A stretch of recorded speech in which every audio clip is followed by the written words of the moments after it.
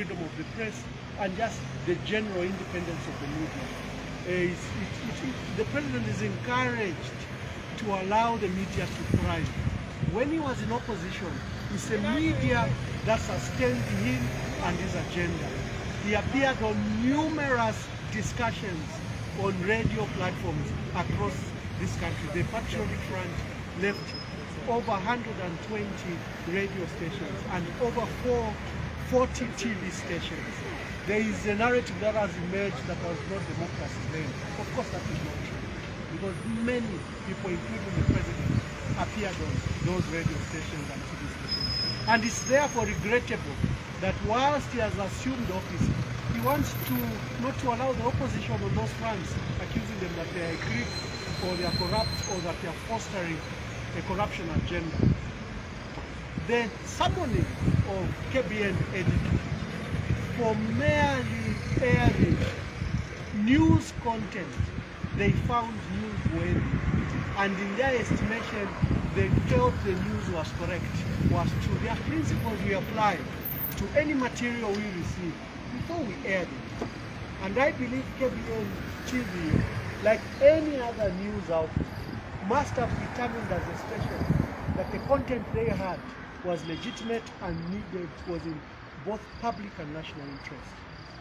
So the action by government, the action by the police before KBN is to attempt to shut them up so that we don't have debate on the crimes that that audio has exposed, the various crimes that that audio has exposed. One is that the state is interfering and meddling in affairs of the opposition. They are undermining the opposition, and they are using state institutions such as ECZ and the Registrar of Society and the Home Affairs to undermine the work of the opposition. That is a crime we need to be preoccupied with. Not that KBN, who's a whistleblower, aired such an audio. Is audio content genuine? Is audio content real? Are the subjects that have been named the ones that were in the audio speaking? Those are matters the police should be preoccupied with, not involving the media or the whistleblower. The media are just given these materials, whether leaked or obtained, they are just given to air because it has connotation of national interest. So what is worrying about the action by the police is they should have started with Mr. Levin Goma and the permanent secretary before they even got to the news channel that aired it. And many news organizations have since aired that item. Even the newspapers today have covered that item. So many journalists and news outlets have, in their estimation as journalists, understood that that content is genuine. That's why we should move to the next stage, which is to investigate why state houses are using state institutions to cripple the opposition. And on the audio itself, for me it brings a new issue. Zambians warangira mapa, yo, I can't talk microphone hapa, abale umfa vengi, yo, mtuma message abale tumona vengi. What does that mean? That means that there is a technical infrastructure that's snooping on your phones, that's recording your text. And in a democracy, we need to debate that. What are the limits of state institutions in relation to your rights to privacy and in your rights to private conversation? Should the state invade even when you are pro-crime to snoop and hear, eavesdrop on your conversations? So this matter raises even the bigger debate.